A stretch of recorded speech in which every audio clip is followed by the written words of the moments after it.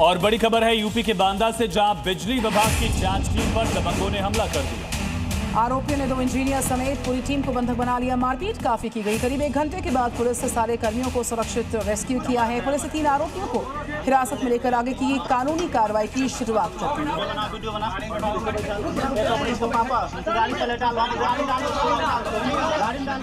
भारतीय नौसेना अपनी समुद्री सुरक्षा क्षमता को और परिपक्व करने जा रही है।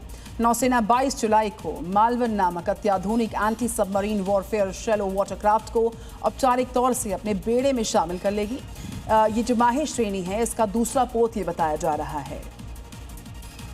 हाल ही में INS महेंद्रगिरी के शामिल होने के बाद अब स्वदेशी anti submarine warfare shallow watercraft INS Malvan नौसेना की ताकत बढ़ाने के लिए तैयार है, जिसे उथले समुद्री क्षेत्रों में पनडुब्बी रोधी अभियानों के लिए विशेष रूप से तैयार किया गया है। मालवन का निर्माण कोचीन शिपयार्ड लिमिटेड कोच्चि में किया गया है। ये पोत आधुनिक युद्धपोत निर्माण और डिजाइन के क्षेत्र में भारत की बढ़ती आत्मनिर्भरता का प्रतीक माना जा रहा है। इस युद्धपोत में 80% से ज्यादा स्वदेशी उपकरण और तकनीक का इस्तेमाल किया गया है, जो भारत की घरेलू रक्षा निर्माण क्षमता और अत्याधुनिक युद्धपोत डिजाइन में बढ़ती विशेषज्ञता को दर्शाता है। और अब देखते हैं इस वक्त की 5 बड़ी खबरें। पीएम मोदी का आज हरियाणा, पंजाब, चंडीगढ़ का दौरा है। पीएम जींद में पहली हाइड्रोजन ट्रेन को हरी झंडी दिखाकर रवाना करेंगे। जालंधर में प्रधानमंत्री 5400 करोड़ से ज्यादा की विकास परियोजनाओं का उद्घाटन करेंगे, शिलान्यास करेंगे। मॉनसून सत्र से पहले आज रक्षा मंत्री राजनाथ सिंह के आवास पर एनडीए की अहम बैठक है। मीटिंग में सहयोगी दलों के संसदीय सत्र के लिए गठबंधन की रणनीति पर चर्चा की जाएगी। गृह मंत्री अमित शाह आज से 3 दिन के पश्चिम बंगाल के दौरे पर रहेंगे। गृह मंत्री सिलीगुड़ी में बॉर्डर आउटपोस्ट का दौरा भी करेंगे। कोलकाता में कानून व्यवस्था पर समीक्षा बैठक का भी कार्यक्रम है। कांग्रेस नेता राहुल गांधी आज देहरादून में छात्रों की गूंज कार्यक्रम में पहुंचेंगे। युवाओं और छात्रों से संवाद करेंगे। युवाओं से अपील की, कहा हर अभ्यर्थी, हर छात्र, हर युवा की लड़ाई में उनके साथ है।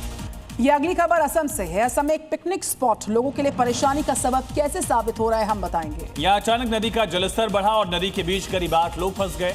गनीमत रही कि समय रहते सभी का रेस्क्यू किया गया।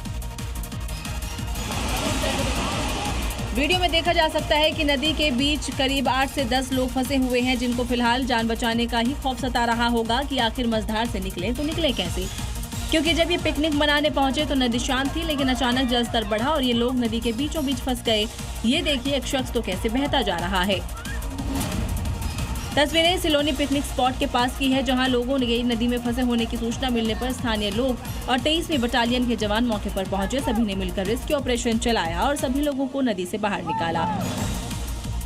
और बंगाल के उत्तरी दिनाजपुर की खबर इस वक्त है, जहां पर एक कारोबारी ने अपने दामाद का सरेआम किडनैप कर लिया है। दिन दहाड़े फिल्मी अंदाज में ससुर का दामाद के किडनैप कांड का वीडियो भी सामने आया।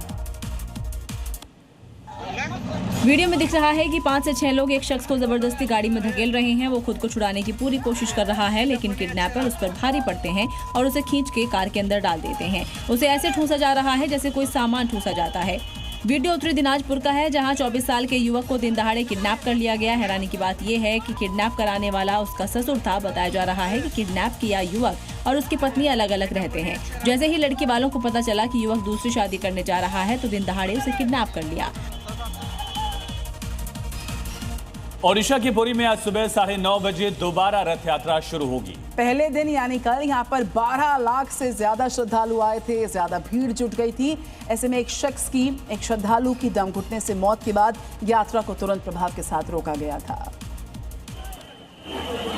लेकिन अब यहाँ सब व्यवस्थित कर लिया गया है। एक बार फिर भगवान जगन्नाथ, भाई बलभद्र और बहन सुभद्रा के रथ पूरी तरह से तैयार है। सुबह से ही यहाँ श्रद्धालुओं का रेला उमड़ रहा है।